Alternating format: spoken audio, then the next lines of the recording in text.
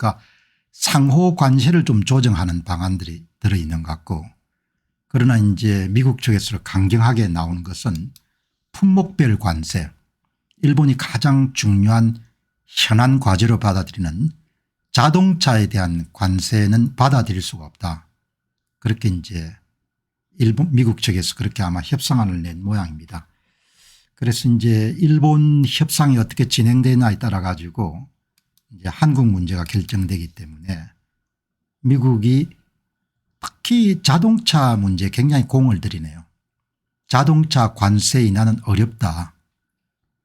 그리고 이제 일본 측이 자동차를 빼놓고는 합의를 하기 힘들다.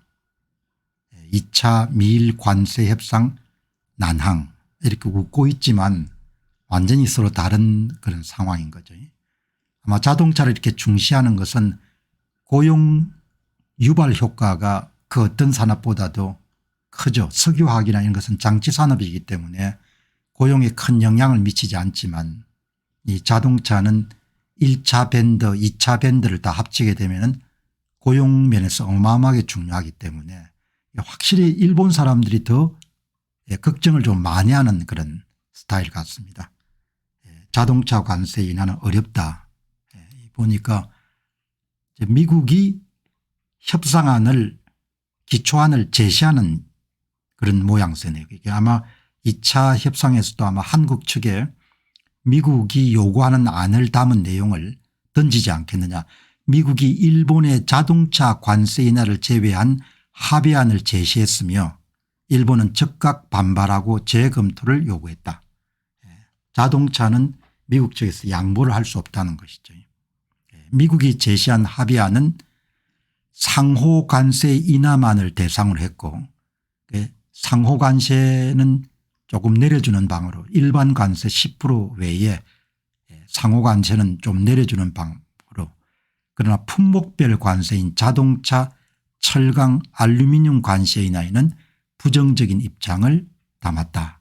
여기서 이제 보면은 일본이 뭘 중시하는지 그리고 가장 일본 경제에 어떤 부분들이 타격을 심하게 입히는지 이런 부분들을 엿볼 수가 있는 거죠. 그리고 또 미국 측이 속내가 뭔지, 자동차 부분은 양보를 할 수가 없다. 일본으로서는 최대 수출품인 자동차의 관세가 가장 중요한 상황인데 미국은 상호 관세만 일단 대상으로 하자. 자동차 관세 인하를 거절했다. 이렇게 볼 수가 있는 거죠. 그러니까 이제 앞으로 한국 측하고도 이렇게 협상이 상당히 난항을 겪겠구나 하는 부분이 나오고, 일본 경제신문은 일본은 자동차 철강 알루미늄의 관세 재검토가 협상 테이블에 오르지 않으면 미국 측이 요구하는 무역 수지 적자를 감소시키는데 협력하기가 어렵다, 그런 내용이네요. 품목별 관세를 인하해 주지 않으면 한국도 똑같은 그런 상황을 만나게 되는 거죠. 일본 측 입장이 상당히 강경합니다. 그러니까 아시다시피 일본이 외국인들로서는 미국의 재무부가 발행하는 미 국채를 가장 많이 갖고 있죠. 아마 한 1조 6천억 불 정도 갖고 있을 겁니다. 일본의 재무상이 이제 협상을 앞두고 일종의 카드로 쓴 거죠.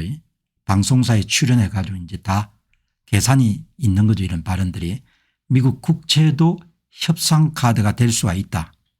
미일 관세 협상에서는 협상 카드가 될 수 있는 것은 모두 테이블에 올리고 협상을 진행할 것이다. 이렇게 요구했는데 현재 일본 측이 한 1조 3천억 불 정도 미국채를 갖고 있습니다. 1조 3천억 불 정도면 굉장히 많은 액수죠. 전 세계 국부펀드 가운데 가장 큰 규모인 노르웨이 국부펀드의 자산이 1조 8천억 불 정도, 그리고 이제 월렌 버핏가 이끌었던 굉장히 성공적인 그런 투자 회사인 이 버커시아 해스웨이, 이것도 한 1조 1천억 불 정도니까 일본이 대외 자산을 많이 갖고 있는 겁니다. 1조 3천억 불.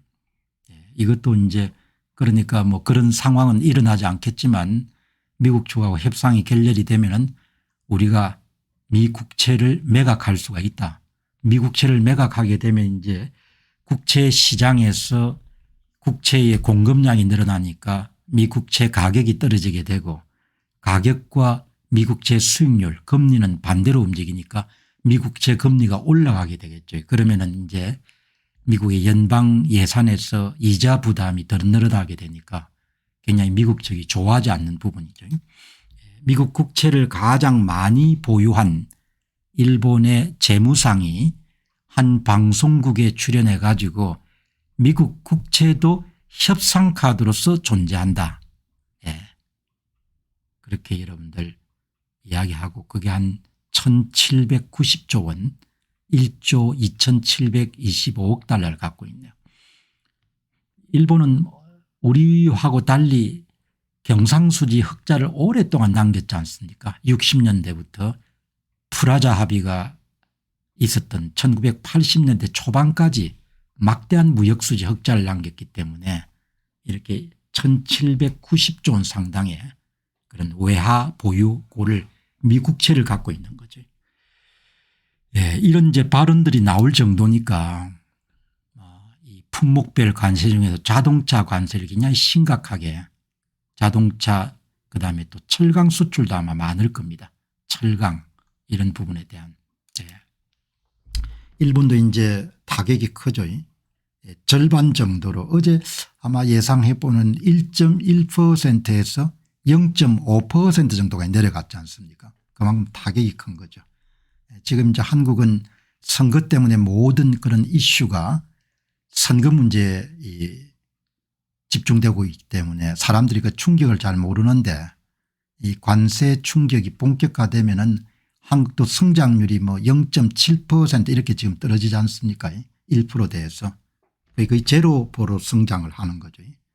굉장히 충격이 큰 거죠.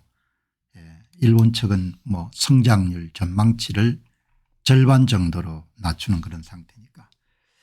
제가 이제 오늘 이 방송 시작을 미일 간의 2차 관세 협상을 여러분 소개하는 것은 이제 이게 기준점이 되니까 다음에 한국이 맡게 될 2차 한미 관세 협상에 이 벌써 이제 본격화되지 않았는데 품목별 관세만 있고 90일 정도 유예가 있는데 이게 이제 25% 관세가 부과가 되는데 완성차도 부과가 되지만 한국이 자동차 부품을 굉장히 많이 공급합니다.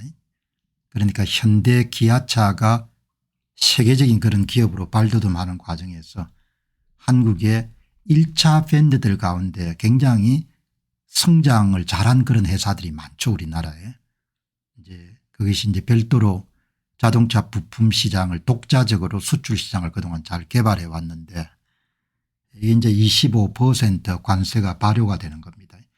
완성차는 4월 3일부터였고 아마 부품은 이번에 어제네요. 지난 3월 26일에 발표한 보고문에 적시된 대로 미국의 동부 시간 기준으로 5월 3일부터 이 자동차 부품에 대한 25%의 관세가 때리는 겁니다. 이거는 이제 사실 여러분들 자동차 수출의 마진이 그렇게 크지 않지 않습니까? 크지 않은데 그런 이제 거기 부품을 굉장히 많이 팝니다. 한국이 135억 달러를 대미 수출 품목 가운데서도 자동차 부품이 135억 달러를 수출하는 겁니다. 자동차 부품 수입 가운데 한국산 비중이 6.4%, 미국의 뭐 GM이나 포드나 이런 회사들이 수입하는 것이 135억 달러. 한국에 아주 좋은 그런 부품 기업들이 많죠. 자동차 부품 기업들이. 그러니까 뭐 다 지금 이제 전체적인 그런 사회 관심이 선거에 지금 치중되어 있지만 뭐 이렇게 여러분들 그래서 뭐 중장기적으로 한 100만 대 정도가 옮겨간다 이렇게 보면 되겠네요. 100만 대 정도 옮기면 또 뭐 부품 기업들도 그만큼 옮겨가야 되지 않겠습니까? 예.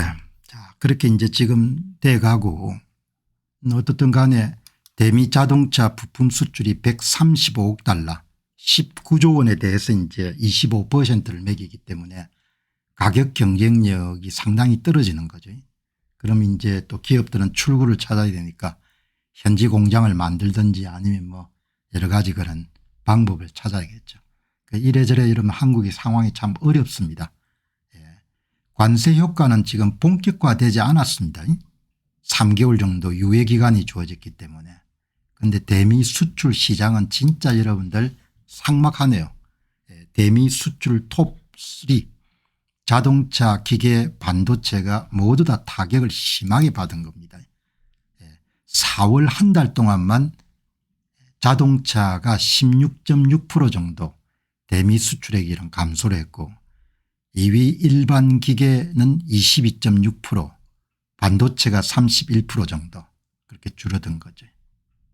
그러니까 이게 뭐 참 보통 그런 위급한 상황이 아닌 것 같다. 그러니까 이제 경제 성장률에 대한 전망치가 뭐 거의 곤두박질 치는 거죠. 1월 달에 1.8% 정도로 2025년도 경제 성장률이 예상이 됐는데 뭐 지금 0.6, 0.5 이렇게 나오거든요. 그러니까 그렇다면 뭐 내수 상황도 지금 굉장히 안 좋고 올해 이런 경제 상황이 상당히 여러분들 안 좋을 것 같습니다. 여러분 다 이렇게 예상하시고 준비를 제대로 하셔야 되지 않겠느냐 그렇게 생각이 됩니다. 자, 여러분 이제 보면은 한국 사람들이 참 똑똑하죠.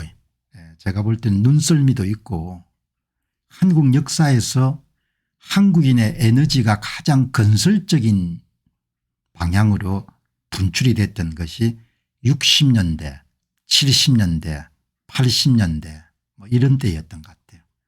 해외 시장을 개척하는 대체로 이제 한국 사람들은 좀 에너지가 많죠. 정이 많고 흥이 많고 그래서 이제 뭐 한번 해보자 이렇게 하면 좀 더 잘하는 밀어붙이는 이런 이제 나라인데 오늘 여러분들 보니까 며칠 전에 도널드 트럼프 미국 대통령이 자신의 SNS에 콜럼버스 데이를 부활시키겠다. 미국의 민주당이 콜럼버스 데이를 완전히 그냥 망쳐버렸는데